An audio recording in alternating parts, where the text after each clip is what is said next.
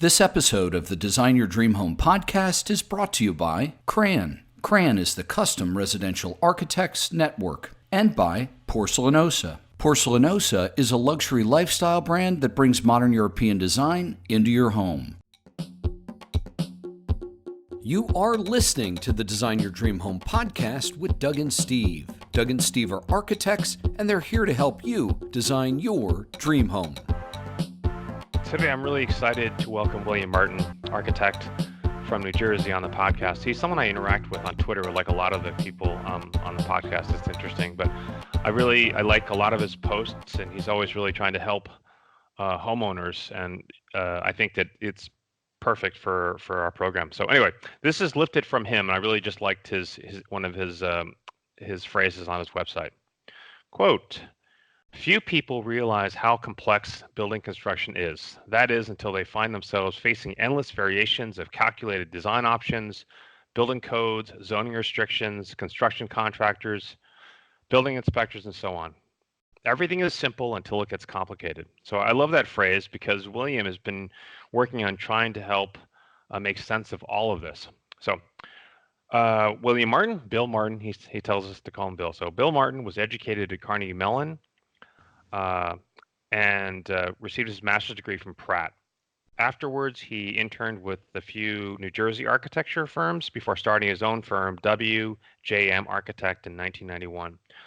He is an architect, a planner, and really interestingly, also a licensed building inspector. So I would definitely want to ask him about that. But anyway, welcome, William Martin, Bill Martin. Thank you. It's great to be here. I will correct one thing, though. Okay. I do not have a master's degree. I attended Carnegie-Mellon, and then I transferred to Pratt Institute. But at Carnegie-Mellon, I studied architecture and managerial economics. Wow. Because I was interested in the economics of design. And then I left Carnegie-Mellon for Pratt Institute in New York City, where I studied architecture and essentially continued my interest in the economics of design. I graduated from Pratt. My degree is a Bachelor of Architecture degree from Pratt. I just wanted to make sure that I was clear about that. Okay. So you have to explain what that is, because most people go to architecture school, they just assume it's all the same thing. So when you say you're specializing in the economics of design, what does that mean? It means that I try to help people to achieve their goals, and their goals are very often more than just aesthetics and function. There's also an economic component that factors into their decision making. And if I was going to be a good architect, and by good architect I mean I became an architect because I wanted to help people achieve things.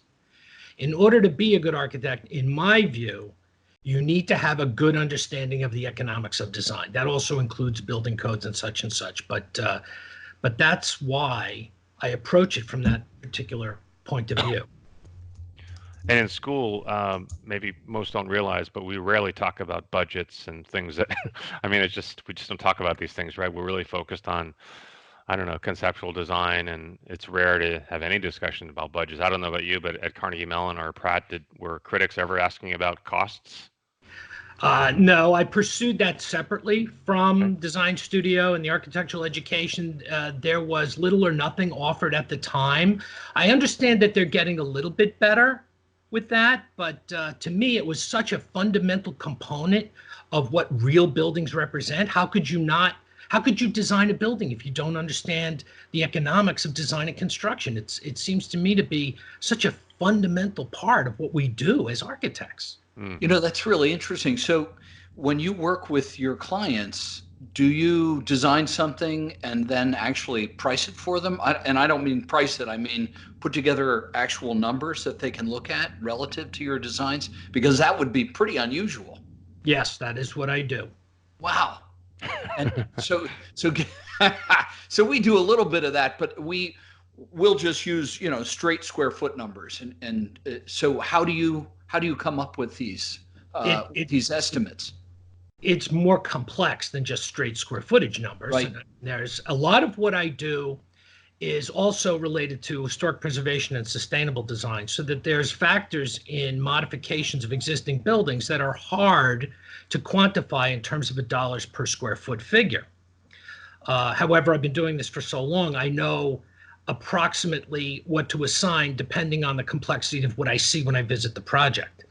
But I use a combination of my good faith professional judgment, my background in the economics of design, current pricing that I obtain from previous projects. I also keep track of what the national averages are, and I can adjust those national averages for my region, which is northern New Jersey, the New York metropolitan area. I can also project them forward in time. So if I'm talking to a client in 2019 about a project that will be constructed in late 2020, I can project out costing and adjust it for the time difference, because construction costs go up over time.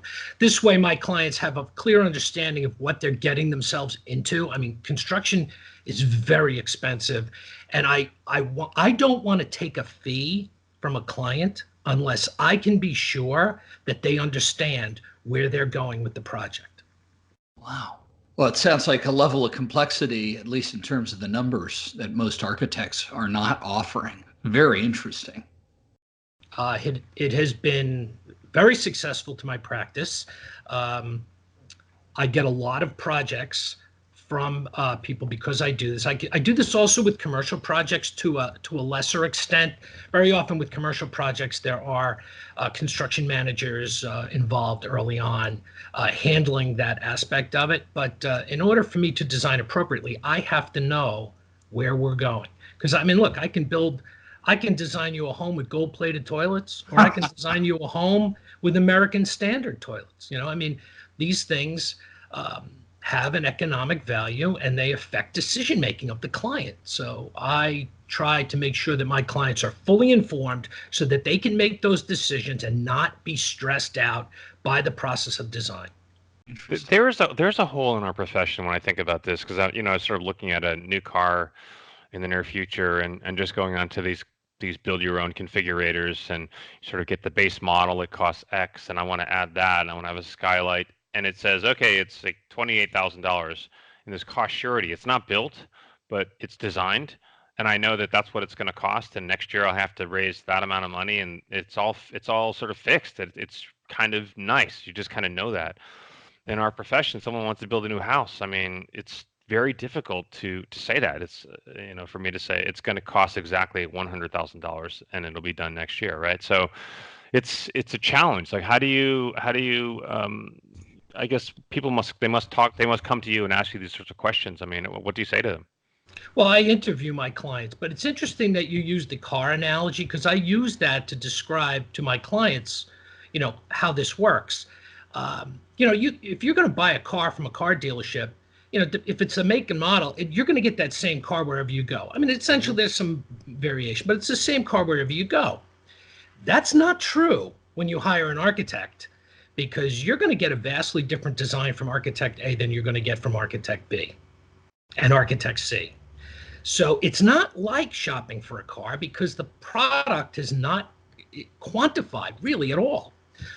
But back to what I say with my clients is when they call me, I have lengthy discussions with them. I ask them a lot of questions about the level of finish that they want, what their expectations are for the final design. And of course, a lot of people say, oh, I want to do it as cheap as possible. And of course, that's not really true. They want it cost effective. They want it nice. So I have to find out what that means to them.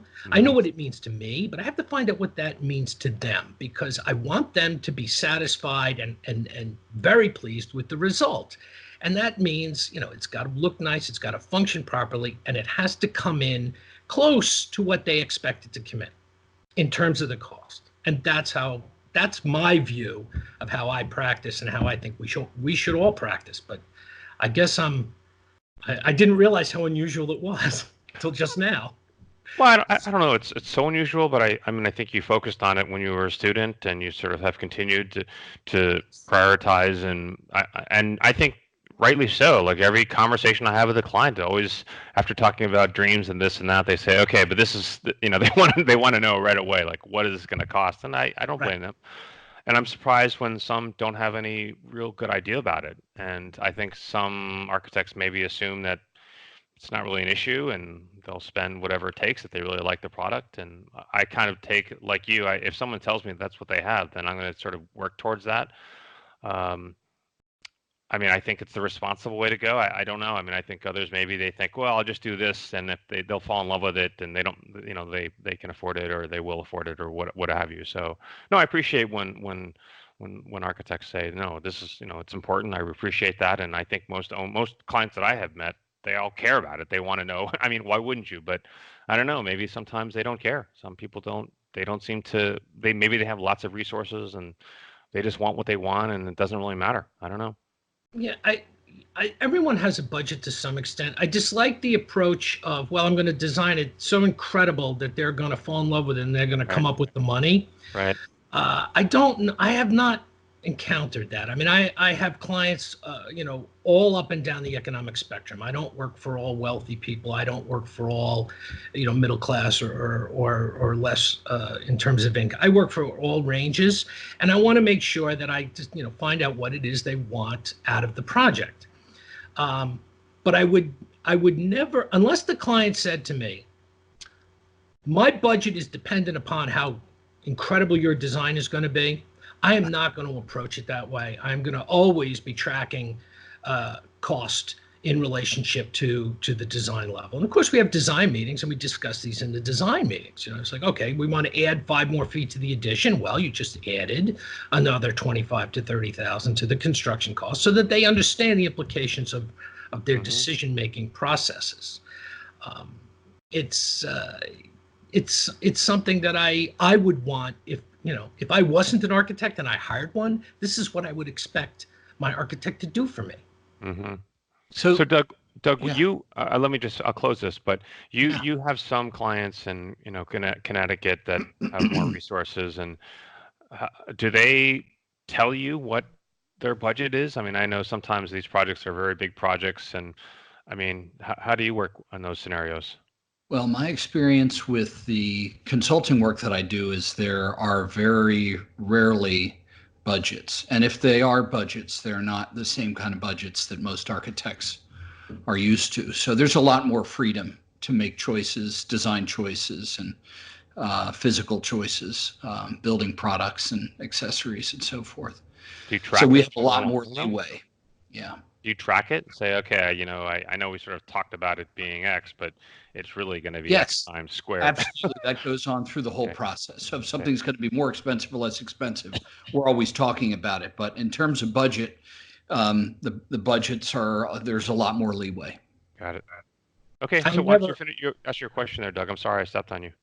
No, it's okay. Well, so this must be really interesting when working with contractors. So typically, we design something, we have a rough idea what it's going to cost, we bid the job out, and the numbers come back, and many times we're like, what? This is crazy. This is way higher, or most of the time it's way higher than we thought it was going to be. So when you're working with contractors, that must not happen to that extent. And so I'm kind of wondering, number one, are most of the projects you work on bid jobs, or are you typically working with a contractor And then in terms of getting apples to apples, looking at all of these bids and understanding all the numbers, do you have a framework that you put together for these guys or women?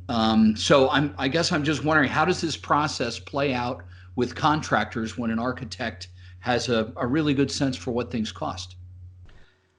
Well, first of all, I heard the term budget thrown out. I don't ask my clients what their budget is. I ask them to tell me everything that they want out of the project, and then I tell them what their budget should be. Wow. And sometimes that changes what they want based on where they think this is going. So I like to do that at the very beginning, because then we can enjoy the design process without really going crazy or worrying about it. As far as contractors goes, I do very detailed work. Some of the projects I do, we might be talking about major additions. I mean, a lot of the buildings, a lot of the homes around here are already up, so people are trying to make the most out of what they already have. So, I might do a addition renovation project. There might be 40, 45 drawings in the set. I mean, it's very detailed, and it covers everything. So we bid it out competitively. Now, I have contractors that I will refer, but I also encourage my clients to obtain contractors that they know or may know, or from family that may have had successful experiences. So I'm not steering clients toward specific contractors, but it's a competitive bid process. The drawings are very complete, so the client is protected. At the end of the process, we get bids in, we can compare them apples to apples for the most part. There may be some variations, and they usually come in pretty close to what I have estimated, provided the client sticks to their original, desires that they've, told me at the beginning, and any adjustments we've made during the way. Because sometimes people say, "Oh no, I have to have this," and I say, "Okay, well we'll add it in. Now we're looking like plus or minus this much." And if they're comfortable with that, it stays in. I also will say to clients, I don't want to limit your creativity. So if you want something or you think you want something and you're not sure, I said, let's put it in. Let's put it in the bid. And when we get the bids back from the contractors, as we evaluate the bids before we hire the contractor, we'll decide whether or not we still want that in there. And if we do, we'll keep it and you pay for it. If you decide it's too much, we can take it out, or we can adjust the design back to something that you're more comfortable with. I do this on every project. Do you ever work with allowances where, let's say, a homeowner just doesn't really know what faucet they want? Just say, you know what, we know you need a faucet. Why don't we just put $100 there? And later, when you pick the faucet you want, if it's $400, then the bid will go up by $300 or what have Yes. you. Do you sort of work like that? I do. Yes. Okay. It's important to do that. Yep. This way the client understands that there's an adjustment in the price. They're not at the mercy of the contractor. The architect is looking at this. The difference in price, like as you said in your example, is a $100 allowance that's in the bid. The selection comes in at $400. There's a $300 difference. It's easy math, and the client either accepts it or doesn't accept it, but they don't have to lay awake at night wondering if they're overpaying. Good.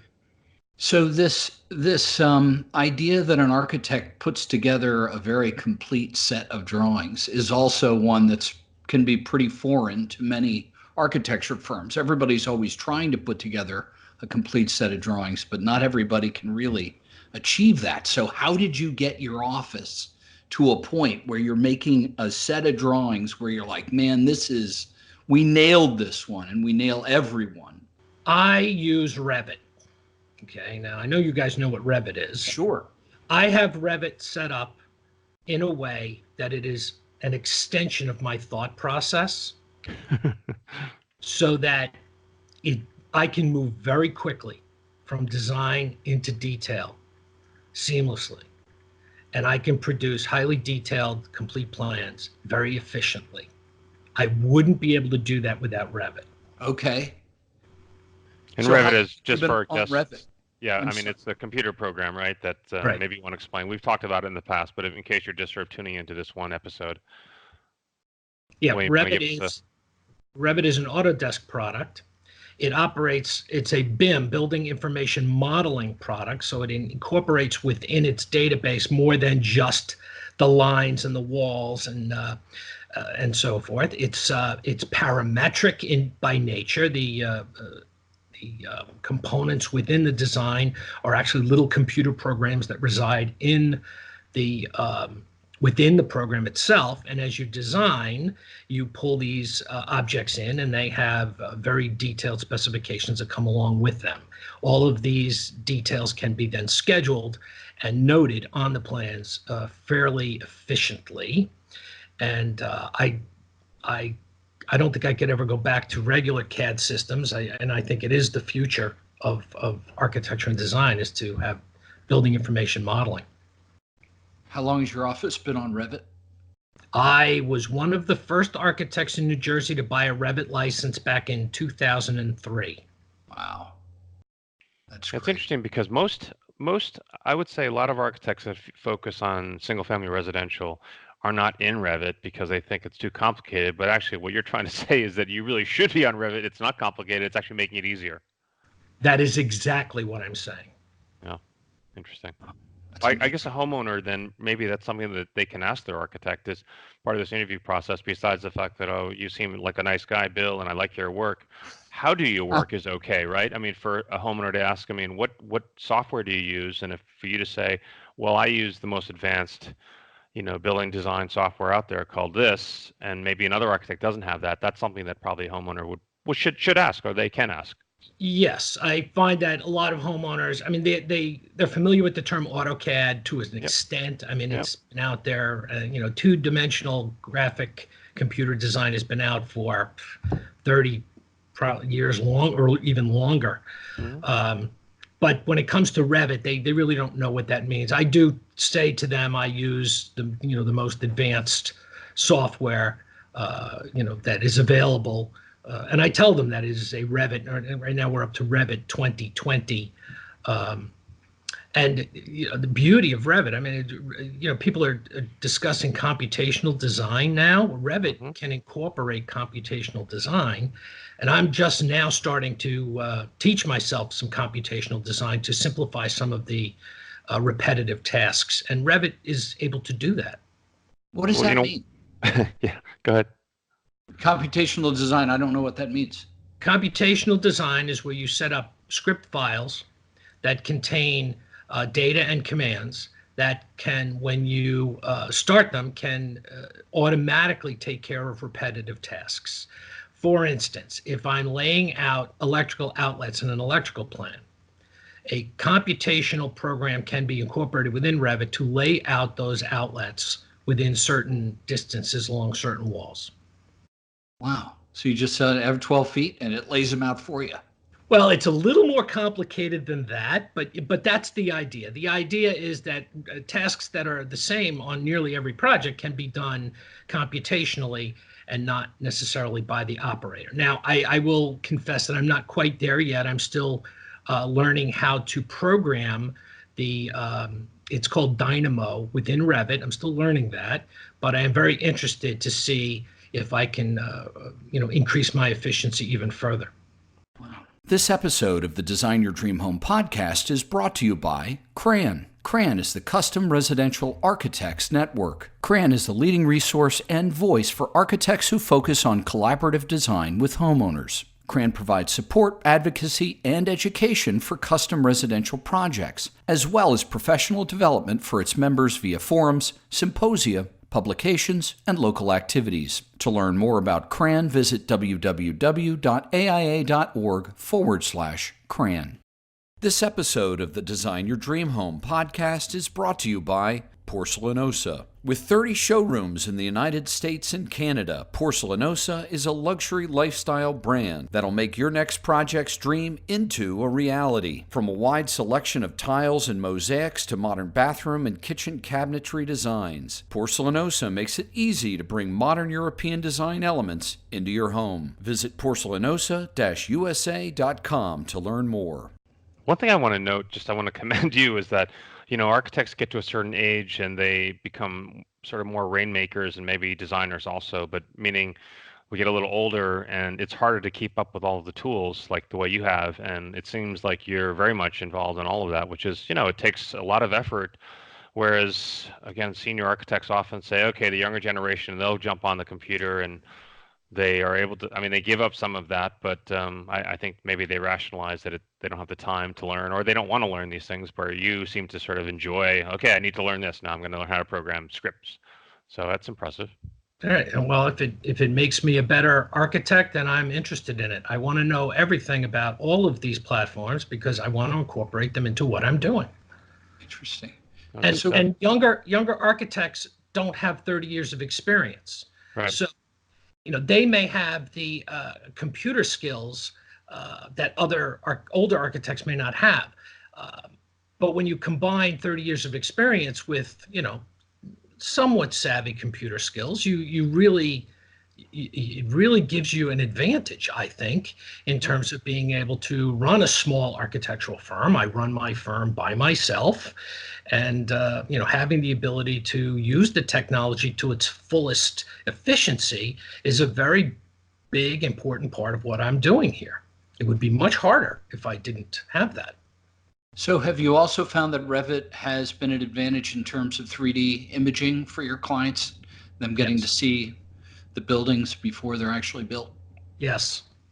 I fully use all of the rendering and three-dimensional tools that are within Revit to demonstrate to my clients. I spin it around for them in 3D. I'm not a big fan of walkthroughs. I think that that's hard for lay people to wrap their head around. But I will do what I like to do is I like to pull the roof off and look down into the plan. And of course, we use scale objects, furnishings and such, so that they can get a real sense of the space. But if I try to put them visually, drop a camera into the space and project it, that's harder for them to understand, and Right. they misunderstand that. So I use the 3D capabilities of Revit to the extent that my clients can benefit from it. And of course, the exteriors, they want to see what it looks like on the outside. So is most of your work then word of mouth locally? A lot of it is word of mouth. I would say about a third of it is word of mouth. About a third of it comes from my social media activity. And another third is just kind of random. Isn't that interesting? Can I ask about this one really unique sort of background piece you have? And when I mentioned it, you're a building inspector, a licensed building inspector. So how did Yes. that come to be, and how is that? I mean, I can guess, but how is that an advantage for you? Well, I will tell you what happened. When I was an intern architect, I was working on an industrial building, and the enforcing agency where the building was to be built was not a Class 1 agency. Now, what that means is they can't review buildings of a certain size. So this building was larger than they could under their class. I believe they were Class 2. So the building had to be sent to Trenton. I'm in New Jersey, so it goes to Trenton, to the Department of Community Affairs, for their building plan review process. Now, that's a process back then that required a lot of printing and then folding up and then sending, down to the inspector. So it goes down to the inspectors, goes through the plan review process, and I would get back comment sheets that basically said, oh, non-compliance with this section, non-compliance with that section, so a whole laundry list of things. And I would sit down with the code book and go through, and I would correct them.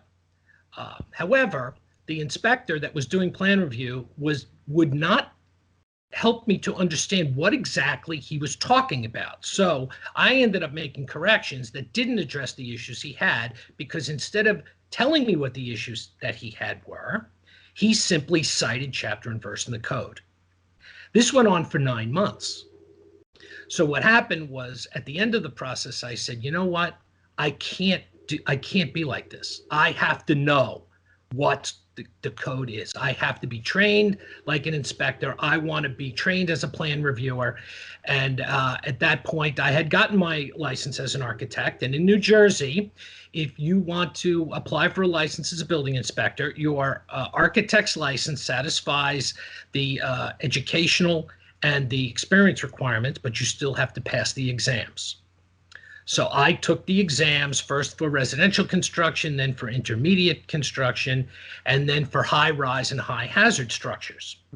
So I have an HHS building inspector's license, which if I wanted to work for a municipality, I could work for a town or a city, and I could inspect skyscrapers.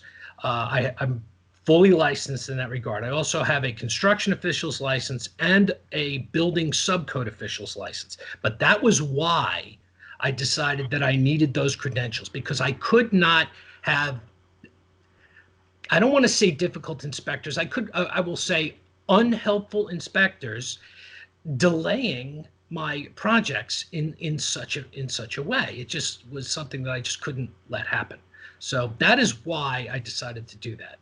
Now, having had my building inspector's licenses for quite a while, 25 years or longer, when I walk into a building department to talk with an official, I can talk with them as one of them. And I understand them because there really is no Rosetta Stone between the professions. And building inspectors have a lexicon that they use. Architects have a different lexicon. So I can actually understand what the building inspector is asking me to do, and I can explain to him how I'm doing it. So it speeds up the plan review and permit issuance process tremendously. Mm. Yeah, no, this is right now, I'm going through so much of this. It's unbelievable. As you say, like I'll submit drawings and then, I don't know, 2 months later, it comes back a list of questions, Right. half of which I say, okay, I agree. I didn't do that right or whatever. So I'll fix those. And maybe there's 4 questions that I don't quite understand, and I'll have somebody come help me explain them. And I'll say, okay, this is how I interpret it. Send it back. 3 weeks later, no. No, what? Right. Look, what's wrong? What's wrong? And it back and forth, back and forth, back and forth. And yeah, it's incredibly aggravating. And often I'll enlist a specialist to help me. And yet it's still, I feel like you do. I probably don't have the patience to do what you've done, but I feel like, gosh, what is he looking for? What is the problem here? How can I solve this problem? And I can see why you do that. It's a great service to your clients. Just to be able to have that, I don't know, the ability to facilitate the whole process, this whole plan review and getting a permit. I mean, it could last a year. It could be 2 years before you get a permit, just because there are things that are hung up and people don't agree. And they're not going to allow things to happen that they might deem unsafe or what have you, for any number of reasons why they wouldn't grant you a permit. So no, it's an interesting story. That's right. And what I do now that I know what the plan reviewers are looking for specifically, I put an index on my cover sheet that they can go down the index and it takes them to exactly what they're looking for. They can check it off like a checklist, and it goes very quickly. It really does. I tell all the young architects, I mentor our young architects, all the architects that are younger that I come in contact with through the AIA, the meetings and I tell them all the same thing. Go and get your building inspector's license in your state. Find out what the requirements are. Go through the training, take the test. It will make you a better designer. It will make you a better architect. Wow. So what's your view of the codes over time? I know they've gotten more restrictive, but are they constantly getting better? Well, it depends on what your definition of better is. Yeah, I know it's a loaded question. Yeah. Well, I mean, having a keen interest in sustainable design, I would say that the codes are getting better. The problem with the codes getting better is that they're getting to be incredibly complex.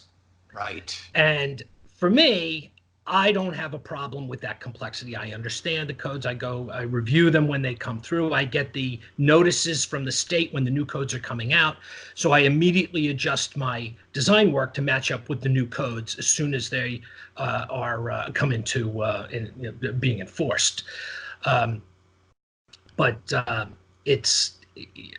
They're getting complex to the point where homeowners and some builders cannot understand them. They have to be told specifically what the change is and exactly how it's affecting their work. The problem I run into is with the building codes changing as they get more strict and as they get more complex, it interferes with the contractor's ability to manage logistics on the site. And managing logistics on a construction site is not really something that architects do. Mm. But a lot of times when I have a new contractor who's building for my plans for the first time, I will sit down with them and I will go page by page and I will show them where they're going to have difficulties with the code so that they know ahead of time what to watch out for. I mean, there's instances where, insulation gets interfered with electrical. We have new requirements for electrical boxes that have to be insulated if they're in exterior walls. All of that is due to trying to conserve energy and keep energy costs down. But it creates logistical problems for the construction contractors. So I want these projects to go smoothly. I want them to go and be constructed quickly to the benefit of my client. So I will very often sit down with the contractor and review those aspects of the code changes with them so that they'll know what to look out for. Otherwise, they wouldn't know. I mean, it seems frustrating as a person who doesn't do very well with all of this information. You can only be good at so many things, and to be constantly making changes and additions to the legal aspects of our profession and then expect that everybody's keeping up with those things, plus doing their other jobs well, is kind of ridiculous. It's hard. At least in my mind. Yeah, it's really hard. I mean, you can only be good at so many things. Well, Bill is like Superman, apparently. He can do it all. No. I see an issue. I want to know everything. I want to find out everything that I can possibly know about this issue and how I can help people. I can help the contractor. I can help my clients to comply with the requirement. There was a code change about 10 years ago that was making everybody crazy. They increased the seismic requirements on light fixtures. Okay. Now, the way you address this is you put wires from the light fixture up to the superstructure. So if you have let's say it's an acoustic ceiling, a drop ceiling, and you have a lay-in fixture, that fixture now has to be wired up to the underside of the structure to support it in case there's a seismic event that if the ceiling got dislodged, that the fixture wouldn't fall and hurt somebody. Well, this requirement was placed in the electrical code. But the subcontractor who does the ceilings, who actually installs the wires, had no idea that this requirement had come into being. So the electrical subcontractor is like, well, that's not me, that's the ceilings. And the ceiling guy is, that's not me, it's in the electrical code. The electrician has to do it. So that's just one example of how things can get complex. And I don't think that the people who wrote the codes were trying to make it complex, but it gives you an idea, an example of how simple things can go completely off the rails and drive, and delay projects.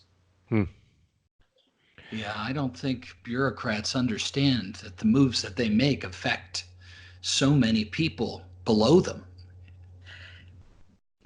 Maybe not completely, but they do try. I mean, I'm not one of those people who turns around to the people who write codes and says, this is crazy stuff. You've gone far enough. Let's stop. They're really trying to make buildings better. They're really trying to address sustainable design, climate change, all of this stuff. They're really trying to make buildings safer. Seismic events, a light fixture falls out of a ceiling and hits you. That's gonna injure you. So these requirements are discussed in committees at ICC, International Code Council, and they're voted on by professional code writers and professional building inspectors. These people are not trying to make life difficult. They're trying to save, they're trying to help people and keep people safe. And I have a lot of respect for that. So in analyzing the changes that come in the code, when the code changes, to try to identify some of these overlapping responsibilities, I try to let my my general contractors know that this is something you've got to be aware of. So talk with your ceiling subcontractor, talk with your electrical subcontractor, and see if they're aware of this yet. It'll save you a lot of time and heartache when it comes to the inspections.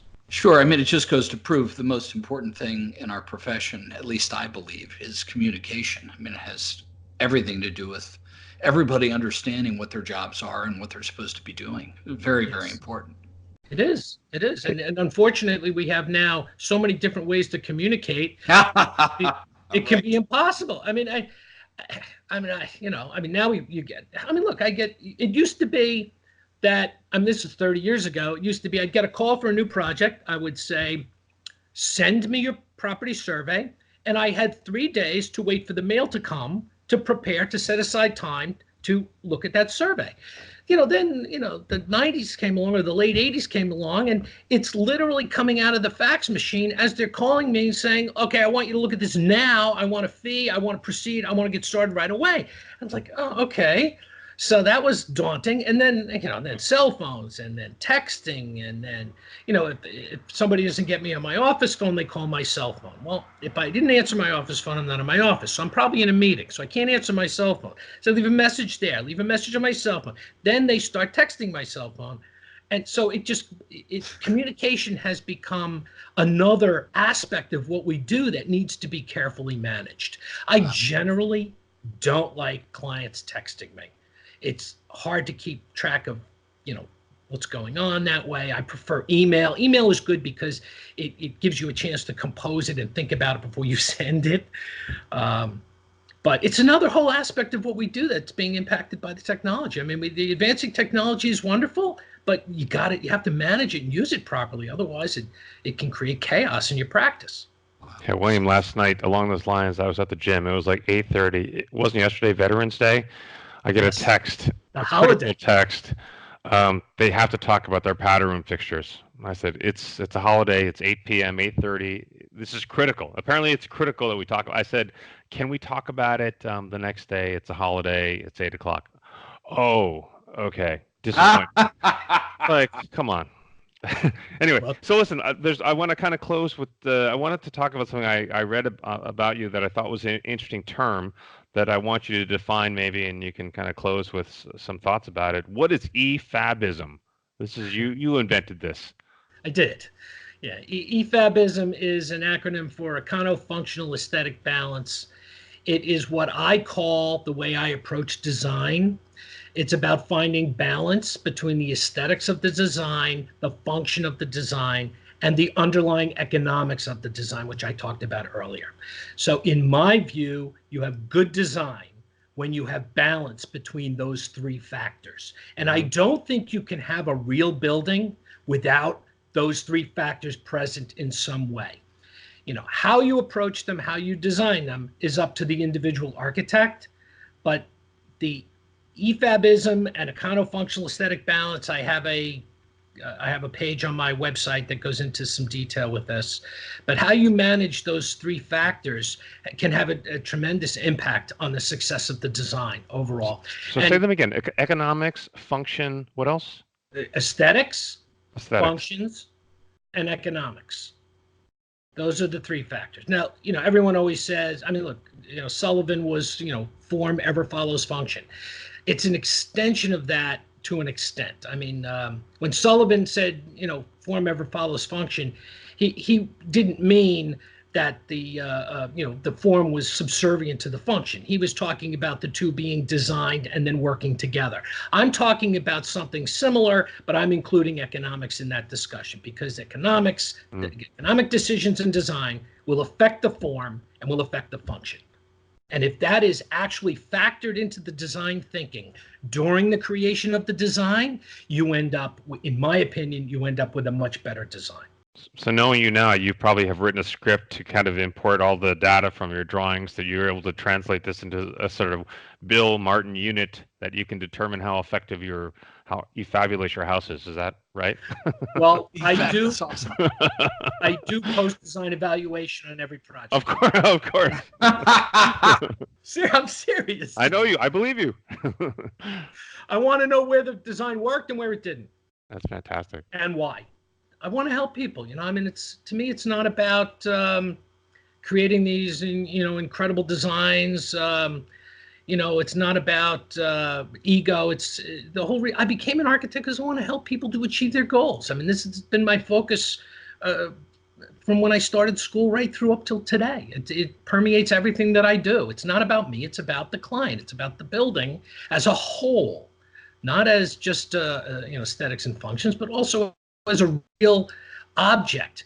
We have to balance the resources that we use to create that object. And if we do that as part of the design process, we end up with much more profound buildings, much more poetically profound buildings. So that's my view of things. I know there's a lot of discussion about architecture and a lot of discussion about these free-formed buildings that they cost a lot of money to construct, and I do understand the idea of art and sculpture and all of that, but that's not really what I'm about. I'm about good design for my clients as defined by them, and that's really what EFABism is about, econo-functional aesthetic balance.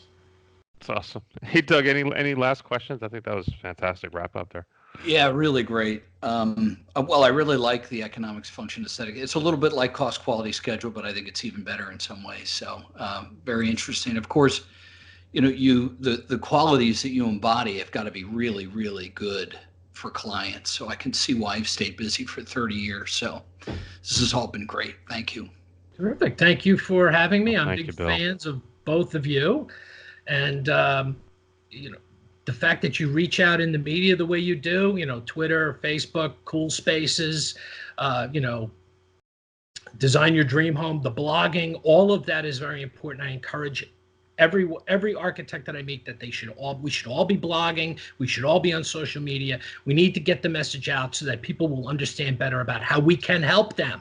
And we can, especially now, especially in this climate change era and where sustainable design is becoming absolutely paramount in building design. Only the architects can really help people to achieve those goals, in my opinion. Hey, Bill, if you're running for something, I'll vote for you. No. Listen, I'll tell you, you talk about EFABism. Politics is bad for business. It's really bad. Okay. I agree. Never take a position with a client. It's a bad idea. Yeah. It's also, if you ever run for office and get elected, that can also present complications. For sure. Yeah. Thank you again, Bill. Thanks, you. Bill. You've been listening to the Design Your Dream Home podcast with Doug and Steve. If you have any questions or want to give us any feedback on the show, feel free to reach us through our website at thedougandsteveshow.com. Thanks for listening, and we'll see you next time.